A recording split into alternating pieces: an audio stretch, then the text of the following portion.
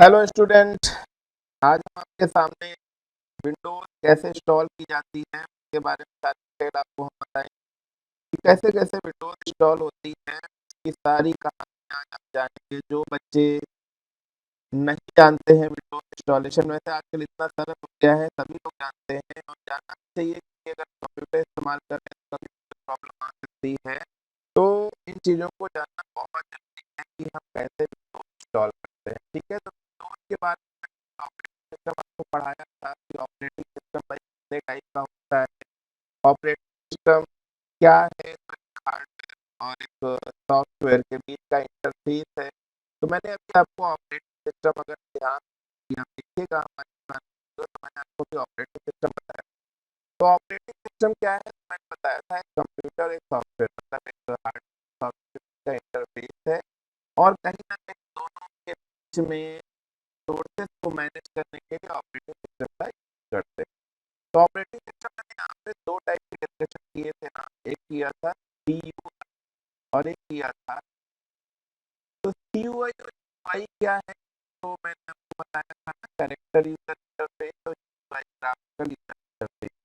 तो CUI में जैसा कि मैंने आपको बताया था ना, डॉस बेस्ड ऑपरेटिंग सिस्टम, जो बाद में माइक्रोसॉफ्ट ने MS DOS, Microsoft operating system. तो बाद में क्या हुआ, बिल गेट्स जी ने कहा कुछ ऐसा एनवायरनमेंट चाहिए, फ्रेंडली होना चाहिए, तो उसके लिए फिर एक प्रोजेक्ट बनाया गया था ना, तो हम डिस्कशन करना है।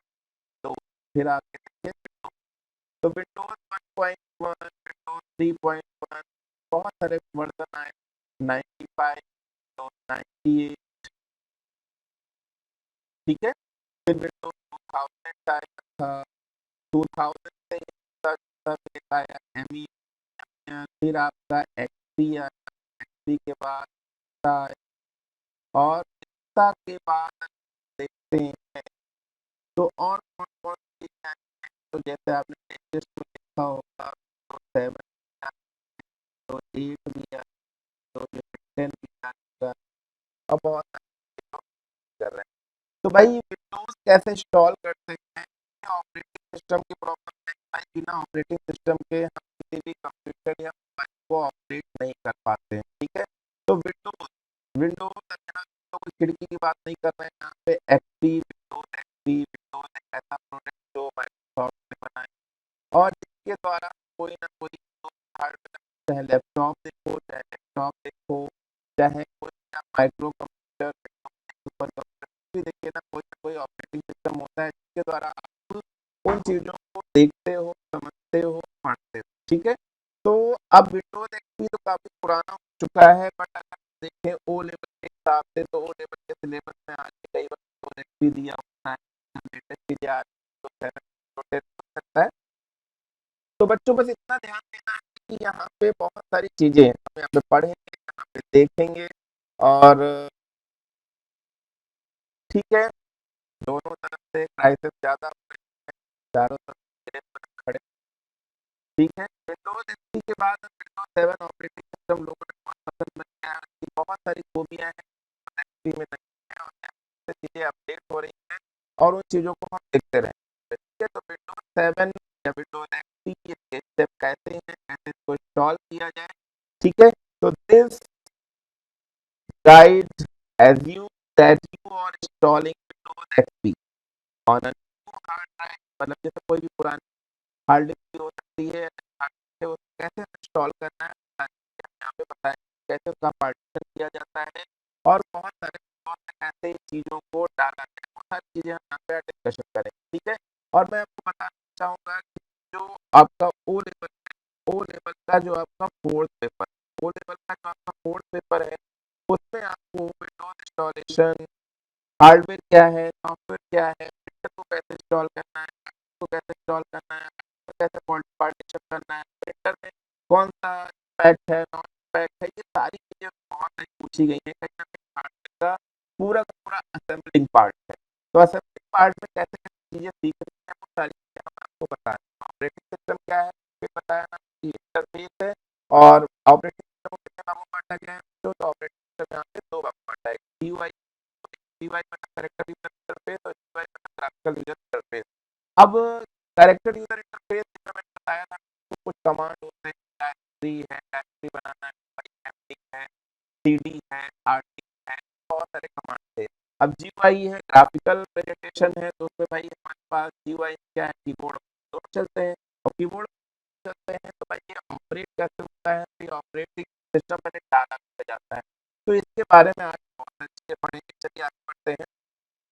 तो सबसे पहले प्रिपरेशन करते हैं, देखते हैं कैसे क्या चीज होनी चाहिए यहाँ पे। सबसे पहले हम कुछ चीजों को देखते हैं क्या क्या चीजें यहाँ पे हमारे सामने है जिनको हम फॉलो करना है, ठीक है।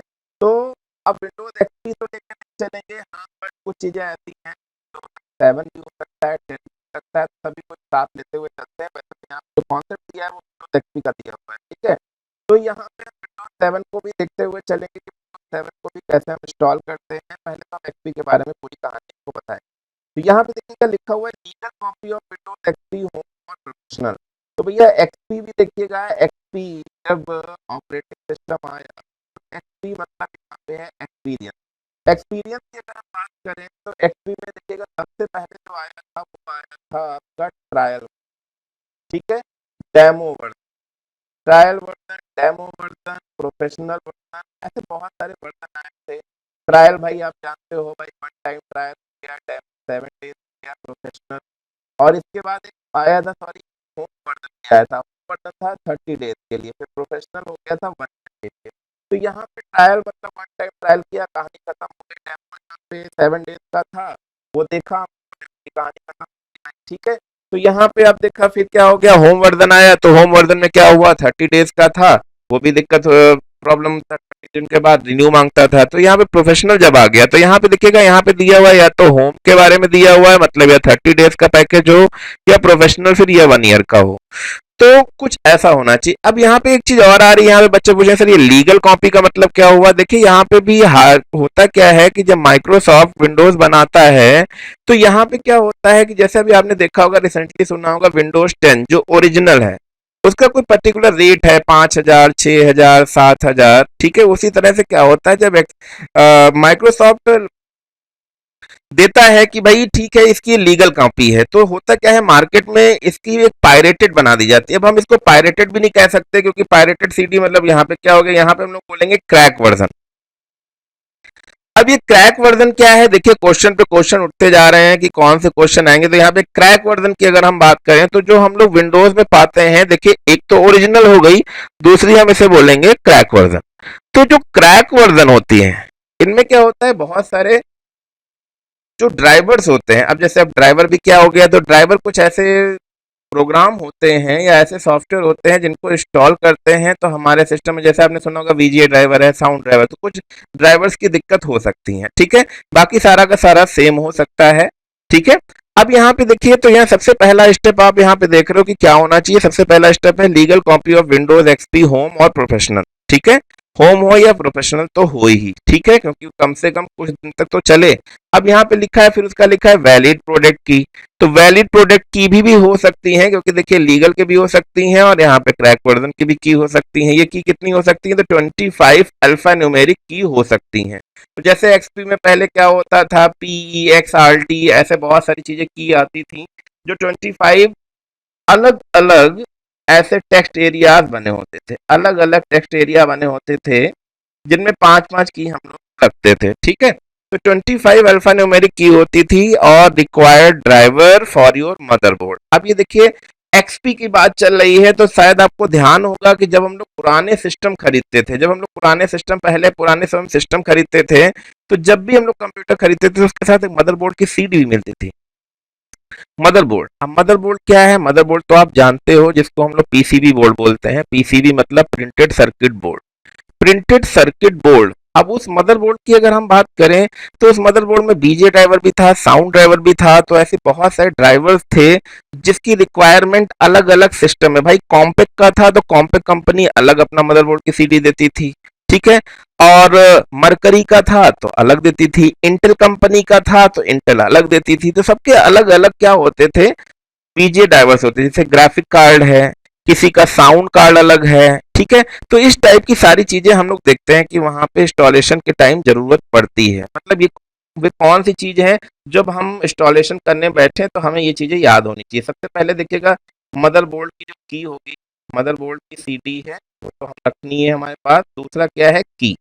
ये चीजें आपको ध्यान देनी है, कि आपको ध्यान देनी है, हमेशा वो आपके पास हो, तभी आप विंडोज का इंस्टॉलेशन करेंगे। ठीक है।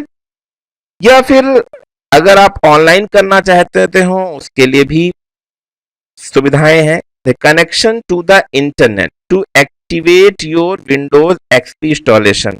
तो भाई अगर आपके पास इंटरनेट है तो उसके द्वारा भी जो भी कमियां हैं, अगर मदरबोर्ड की सीडी काम नहीं कर रही है तो बहुत सारी चीजें हैं जो आप इंटरनेट के द्वारा भी एक्टिवेट कर सकते हैं विंडोज एक्सपी इंस्टॉलेशन की, या उससे संबंधित ड्राइवर या बहुत सारी चीजें। ठीक है। तो यहाँ पे देखिएगा बहुत सारी चीजें मैंने बता दी कि भाई सबसे पहले तो लीगल कॉपी हो विंडोज एक्सपी की, या हो सकता है क्रैक वर्जन मिल जाए तो वो भी चला सकते हो। दूसरा मैंने आपको ये भी बताया कि होम वर्जन या प्रोफेशनल तो होना ही चाहिए। ठीक है। वैलिड प्रोडक्ट की मतलब जो की होगी उसमें की पड़ती है तभी वो रजिस्टर्ड होता है। ठीक है। मदरबोर्ड की सीडी होनी चाहिए। ठीक है। या उसको इंटरनेट के भी द्वारा आप करवा सकते हो। ठीक है। तो ये सारी चीजें आपके लिए बहुत जरूरी हैं। कैसे इंस्टॉल करना है, इसी तरह से क्या होता है, विंडोज 7 की बात करें तो विंडोज 7 इंस्टॉल करने के लिए भाई विंडोज 7 की भी बूटेबल डिस्क होनी चाहिए। और ये चीजें भाई पहले का देखते हैं, जैसे जैसे विंडोज नई नई आती जा रही हैं वैसे वैसे क्या हो रहा है, तरीका भी चेंज हो रहा है। जब अगर हम देखें बहुत पुराने समय, जैसे एक्सपी की अभी मैंने बात करी, 98 की बात करी, तो ये विंडोज जब हम लोग इंस्टॉल करते थे तो डॉस में जाते थे। डॉस बूटेबल सीडी डालते थे, डॉस में कमांड खोलते थे कि भाई डॉस जब खुलेगा तो डॉस में हम लोग क्या करते थे, उस विंडोज, वो जो विंडोज होती थी ना, उस विंडोज का जो सेटअप होता था, विंडोज का जो सेटअप होता था, उस सेटअप में जो मेन एक की होती थी ईएक्सी की, उस ईएक्सी की को क्या करते थे हम लोग, पहले उसको कॉपी करते थे। और कॉपी करने के बाद जैसे और सीडी में से जितना भी सेटअप था उसको कॉपी कर लेते थे हार्ड डिस्क पे। इससे क्या प्रॉब्लम होती थी कि जैसे मान ले कभी सीडी में स्क्रैच हो गया या कोई दिक्कत हो गई तो बाद में ऐसा ना हो फंस जाए, तो इसलिए कॉपी करके और डॉस के माध्यम से ही हम उसको इंस्टॉल करते थे। पर अब जैसे जैसे आप देख रहे हो बूटेबल सीडी आ गई हैं तो उनको आप डायरेक्ट हार्ड डिस्क से ही बूट कर सकते हो, कोई भी सिस्टम या डॉस के माध्यम से कॉपी नहीं करना पड़ता है। ठीक है। तो चलिए आगे बढ़ते हैं।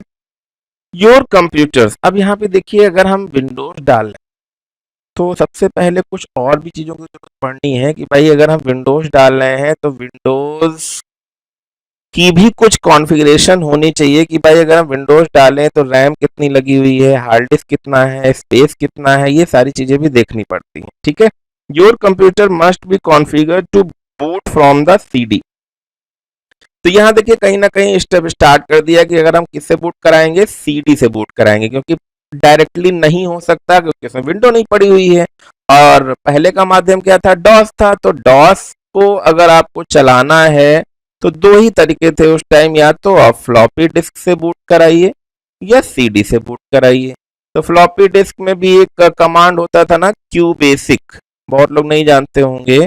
तो क्यू बेसिक कमांड के द्वारा हम लोग उसे बूटेबल बनाते थे। आईओसिस फाइलें होती थी, सिस्टम फाइलें होती थी, बहुत सारी चीजें होती थी।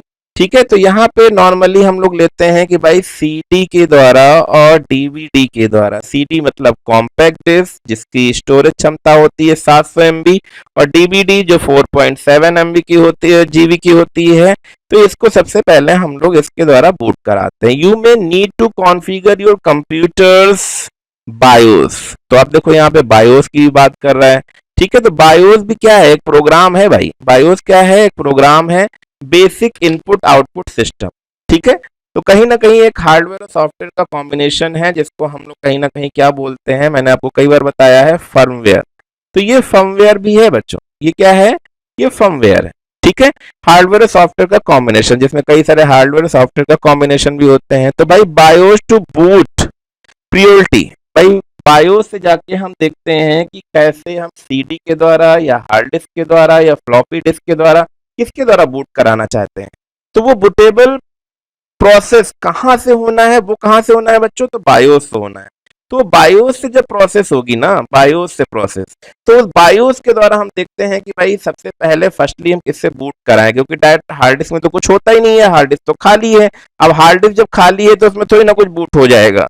तो यहाँ पे बूट के लिए प्रायोरिटी क्या देनी है, या तो फ्लॉपी डिस्क, या जो फ्लॉपी डिस्क भाई खत्म हो गई अब, तो सीडी और डीवीडी के द्वारा हम उसको फर्स्टली बूट कराएं।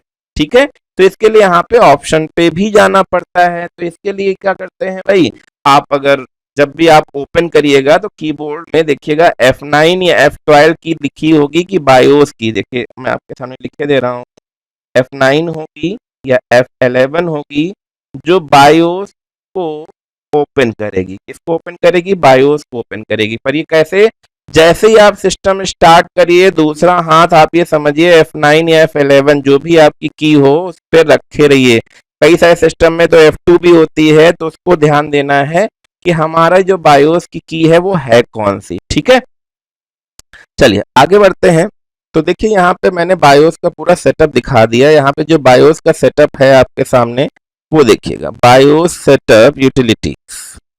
तो यहाँ पे देखिएगा बहुत सारे ऑप्शन होते हैं, पर मैंने सबसे पहले आपको बूट वाला ऑप्शन खोल दिया है, क्योंकि यहाँ पे मेन कॉन्फ़िगर भी होता है जहाँ से आप टाइम सेट करते हो, डेट सेट करते हो। पर यहाँ पे देखिएगा पहले हम कौन सी चीज की बात कर रहे हैं, बूट डिवाइस प्रायोरिटी। तो फर्स्ट डिवाइस कौन सी है, तो यहाँ पे देखिए फर्स्ट दिया हुआ है, सेकंड कौन सी दिया हुआ है, सेकंड हार्ड डिस्क के बारे में दिया है देखिए यहाँ पे, और थर्ड दिया है फ्लॉपी। तो भाई फ्लॉपी की मार्केट खत्म, तो इसलिए इसको तो हम नहीं लगाते थे। फिर क्या हुआ, ये हम कब की बात बता रहे हैं, तो ये मान के चलिए आपको हम बता रहे हैं 2002, 2003, 2004 के आसपास की, कि जब सीडी रोम का प्रचलन था, लोग सीडी रोम से ही विंडोज को डालते थे। सीडी रोम मतलब compact disc read only memory. ठीक है, तो फर्स्ट डिवाइस जब हम चुन लेते थे तो ये क्या होती थी, बूटेबल सीडी होती थी। अब नॉर्मल सीडी नहीं डालनी है, बूटेबल सीडी। भाई जो बूटेबल सीडी होगी जिसमें आईओएस या क्यू बेसिक बहुत सारे अलग से कमांड पढ़ते थे, जिसके द्वारा हम उसे बूटेबल बनाते थे, तो उससे हम लोग जब बूट करते थे। अब इसको तो हमने सिलेक्ट कर लिया, पर सिलेक्ट किससे करना है, कीबोर्ड के द्वारा। अब कीबोर्ड में भाई सिलेक्ट करने के लिए देखो, या तो ये आप देखोगे राइट लेफ्ट वाले जो बटन दिए हैं, ये अप डाउन वाले बटन दिए हैं। अगर कोई ऑप्शन आपको चेंज करना है तो प्लस माइनस दिया है। कोई हेल्प लेनी है तो हेल्प की तो आप हमेशा जानते हो कौन सी होती है, F1 होती है। ठीक है, F10 क्या है, तो भाई आपने ये काम कर लिया है, ये ओके हो गया है, तो चलो अब इसको सेव कर दिया जाए। तो सेव करने के लिए कौन सी की थी, F10 थी। और अगर आपको कुछ नहीं करना है तो इसके बटन दबा के जो कीबोर्ड में कॉर्नर पे होती है उससे आप बाहर निकल सकते हैं। तो ये सारी चीजें थी जो वहां से आपको बूट कराना है। तो ये तो आपका सबसे फर्स्ट और इम्पॉर्टेंट स्टेप है जो आपको तो कंप्लीट करना है, और जब तक ये कंप्लीट नहीं करेंगे आप विंडोज को इंस्टॉल नहीं कर पाएंगे। ठीक है, और वैसे अलग अलग सिस्टम पे अलग अलग कॉन्फ़िगरेशन होती हैं। ठीक है, अब यहाँ पे हम कुछ स्टेप बताएंगे जो स्टेप आप विंडोज एक्सपी को इंस्टॉल करने में कर सकते हैं। ठीक है, वैसे तो मैंने बताया ना कि विंडोज 7 है, विंडोज 7 में भाई कैसे क्या करना है, तो वो तो बहुत ही नॉर्मली हो गया, बूट किया, F2 की दबाई, और फर्स्ट बूट डिवाइस जो है उसे सेट कर लीजिए और उससे आप इंस्टॉल करते जाइए। तो मैं अभी तो एक्सपी के बारे में बता रहा हूँ, फिर आपको विंडोज 7, विंडोज 10 में भी अगर प्रॉब्लम होती है तो वो भी मैं बताऊंगा। कंप्यूटर बहुत ही बड़ा भंडार है, इसमें तो आप जितना बताते चले जाएंगे उतना ही कम है। ठीक है, तो सबसे पहला देखिए, सबसे पहला जो आपके सामने स्टेप है वो कौन सा स्टेप है। सबसे पहला स्टेप देखो, जैसे मैंने बताया ही था कि insert your Windows XP bootable disk. तो सबसे पहले आपको क्या करना है, अपने कंप्यूटर को स्टार्ट करने से पहले आपको जो डीवीडी ड्राइव है, डीवीडी सीडी जो भी लगी है, डीवीडी ड्राइव पे आपको क्या डालनी है, सीडी डाल, कंप्यूटर स्टार्ट करने से पहले ही। ठीक है, या फिर इतना स्टार्टिंग फास्ट डाल देना है कि आपको ध्यान रहे कि हाँ सीडी पड़ गई। ठीक है, तो आपने सीडी जो है डाल दी इसमें। ठीक है, फिर यहाँ पे लिखा हुआ है how to boot from a CD. अब सीडी के द्वारा कैसे सिस्टम को बूट करना है, तो मैंने अभी बताया था, बायोस के द्वारा कैसे स्टार्ट करना है, कैसे जाना है बूटेबल पॉइंट पे। ठीक है, तो ये सब सारी चीजें जब आप कंप्यूटर में डाल देंगे उसके बाद ये प्रोसेस होगा। तो प्रोसेस जो भी स्टार्ट हो जाएगी, उस प्रोसेस के बाद फिर कुछ और ऑप्शंस आएंगे। वो ऑप्शन क्या होंगे बच्चों, तो देखते हैं। ठीक है, तो अब जैसे ही वो लाइव प्रोसेस स्टार्ट होगा, प्रोसेस क्या स्टार्ट होता है, वो चेक करता है कि भाई हार्ड डिस्क में कितना स्पेस है, रैम हमारे काम की है कि नहीं है, हमारी कॉन्फ़िगर फुलफिल हो रही है कि नहीं, वो कुल मिला के वो चीज़ है। ठीक है, फिर चौथा स्टेप क्या आता है कि लाइसेंस एग्रीमेंट। तो मैंने अभी आपको बताया लाइसेंस एग्रीमेंट मतलब 25 जो कीज होती हैं रजिस्टर्ड की, उनको आपको डालना पड़ता है। ठीक है, और फिर यहाँ पे देखिए क्या कह रहा है कि step 5 deleting the current partition. ठीक है, तो मान लिया अगर पहले से कोई एक ही पार्टीशन बना है पर आप चाहते हो कि नहीं यार अब तो 3 पार्टीशन तो हो ही जाए, एक सी ड्राइव हो जाए, एक डी ड्राइव हो जाए, एक ई ड्राइव हो जाए, तो इसको आप पार्टीशन जैसे भाई अगर 1 टेराबाइट है, 1 टेराबाइट मतलब 1 टेराबाइट मतलब कितना हो गया, 1024 जीबी, 1024 जीबी हो गया। तो 1024 जीबी के आपको 3 पार्टीशन करने हैं। अब ये 3 पार्टीशन करने हैं तो कहीं ना कहीं 1024 में अगर हम देखते हैं तो भाई हमें लगता है कि सी ड्राइव में ज्यादा स्पेस नहीं चाहिए, तब भी 200 जीबी इसको दे देते हैं। और बाकी कितना बचा, तो बाकी भाई 1000 में से 200 चीज चला गया तो 800 बच गया है, तो 800 में कहीं ना कहीं 400 इसको, 400 इसको दे देते हैं, या 300 इसको स्पेस दे दें, क्योंकि हम लोग सबसे ज्यादा इंपॉर्टेंट डेटा ई में ही रखना चाहिए, तो कहीं ना कहीं 500 जीबी इसको हम बनाते हैं। ठीक है, तो इस तरह से हम पार्टीशन कर देंगे, और पार्टीशन करने के बाद फिर हम सी को सिलेक्ट करते हैं। किसको सिलेक्ट करते हैं, क्योंकि नॉर्मली आप सी को सिलेक्ट करेंगे नहीं तो कंप्यूटर खुद अपने आप बाय डिफॉल्ट सी ले लेता है और कंप्यूटर में आपका विंडोज इंस्टॉल होने लगता है। ठीक है, और फिर इंस्टॉल होने के बाद जो जो ऑप्शन वो पूछेगा कि भाई सी ड्राइव में स्पेस चाहिए, प्राइमरी स्पेस चाहिए, एक्टिव स्पेस चाहिए, वो आपको टाइप करना पड़ेगा, और इंस्टॉलेशन के वो फंक्शन आपको देखने पड़ेंगे, बहुत ही नॉर्मल फंक्शन होते हैं। ठीक है, फिर पूछेगा allow Windows XP to install, तो भाई आप अलाउ कर देंगे। ठीक है, फिर वो पूछेगा choosing your keyboard layout organisation, तो जैसे ऑर्गेनाइजेशन है, कंप्यूटर नेम है, तो कंप्यूटर नेम में तो जैसे हमने कई बार अपना नाम भी डाल सकते हो आप, जैसे मैंने अपनी डाल देता हूँ, तो ऑर्गेनाइजेशन का नेम क्या है, सीपीयू डाल दिया। ठीक है, जो भी आप अपना डालना चाहो आप डाल सकते हो। ठीक है, कीबोर्ड का लेआउट क्या है, तो क्वालिटी कीबोर्ड है, कैसा यूज कर रहे हो आप, वो सारी चीजें आप फुलफिल कर सकते हो जो वो मांग रहा है। ठीक है, फिर टाइम जोन क्या है, तो भाई टाइम जोन तो आप जानते हो क्या होता है कि भाई 91 दिया होता है, और उसके बाद क्या दिया होता है, जीएमटी दिया होता है। तो 91 जीएमटी मतलब तो आप जानिए Greenwich mean time, Greenwich mean time या ग्रीनविच मेलेडियन टाइम, जिसके द्वारा आप देखते हो ना दिल्ली, मुंबई, कलकत्ता, चेन्नई, इन सब चीजों की बात आप करते हो, तो वो वाला ऑप्शन आप चेक कर लोगे, दिल्ली, कलकत्ता, मुंबई, चेन्नई, ये सारी चीजें आप चेक कर सकते हो। जीएमटी 91 कोड कहाँ का है, तो वो इंडिया क्या है, जीएमटी मतलब ग्रीनविच मीन टाइम या ग्रीनविच मेलेडियन टाइम। ठीक है, वेटिंग फॉर इंस्टॉलेशन, फिर आपका 11 नंबर का स्टेप है waiting for installation to continue. ठीक है, तो waiting for installation to continue, तो आप यहाँ पे इंस्टॉलेशन कंप्लीट होने का जो टाइम होगा तब तक आप वेट करिए। फिर उसके बाद पूछेगा डिस्प्ले सेटिंग, डिस्प्ले सेटिंग मतलब आपका जो डेस्कटॉप है उसकी सेटिंग आप कैसा करना चाहते हो, कहाँ पे रिसाइकिल बिन रखना है आपको, कहाँ माई कंप्यूटर रखना है। एक चीज आपको ध्यान दे दें, एक्सपी तक एक बहुत ही अच्छी चीज थी कि जब भी हम एक्सपी इंस्टॉल करते थे तो डेस्कटॉप पे बाय डिफॉल्ट कितने आइकन होते थे, तो 5 आइकन होते थे। ये बहुत ही इंपॉर्टेंट क्वेश्चन है, और ये बहुत सारे लोगों को नहीं भी मालूम होता है, बहुत लोग नहीं बता पाते हैं, और बहुत टीचर भी नहीं पढ़ाते हैं। मैं आपको बता दे रहा हूँ, माई कंप्यूटर हो गया, माई डॉक्यूमेंट हो गया, रिसाइकिल बिन हो गया, नेटवर्क माई प्लेसेस भी हो गया, और इंटरनेट एक्सप्लोरर IE। ठीक है, तो ये 5 बाय डिफॉल्ट होते हैं। फिर protecting your computer and giving a user, तो आप साथ में क्या है, अगर कोई एंटीवायरस अपडेट करना चाहते हो तो आप एंटीवायरस भी अपडेट कर दो, जिससे क्या हो जाए कि अगर आप फिर ऊपर से, क्योंकि पहले क्या होता था सारी चीजें हम लोग इंटरनेट अगर लगा है तो कर लेते थे, नहीं तो कोई सीडी है फ्लॉपी डिस्क के द्वारा डालते थे, जिसके द्वारा वायरस आने की संभावना ज्यादा से ज्यादा रहती थी। तो इसलिए क्या करते थे कि हम लोग एंटीवायरस भी साथ में अपडेट कर लेते थे, जिससे वायरस ना आए। तो यहाँ पे देखिएगा नॉर्मली इंस्टॉलेशन की फिनिशिंग हो चुकी है, और बहुत ही आसान है, कोई भी कठिन काम नहीं है। ठीक है, आप चाहो तो एक बार उसे रिस्टार्ट कर दो, रिस्टार्ट करने के बाद भी वो कुछ कॉन्फ़िगरेशन सेटिंग करनी होगी तो भी वो सेट कर लेगा। ठीक है, बहुत ही आसान है, बहुत ही आसान है, स्टेप बाय स्टेप जाएंगे। सारे जो भी इंफॉर्मेशन मांग रहा है कि भाई यूजर नेम क्या है, क्या टाइम जोन रखना चाहते हैं, वो सारी चीजें आप डालते जाइएगा।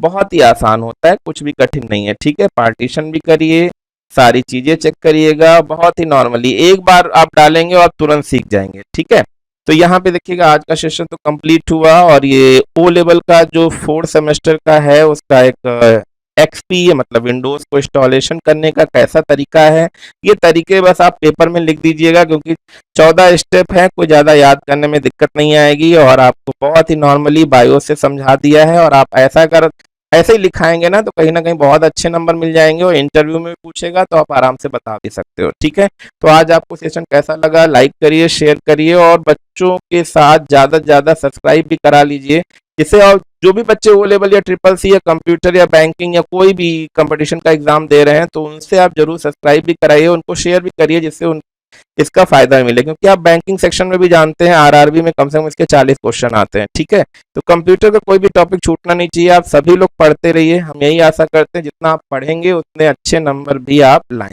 ठीक है, तो आज के लिए बस इतना ही रहा, धन्यवाद।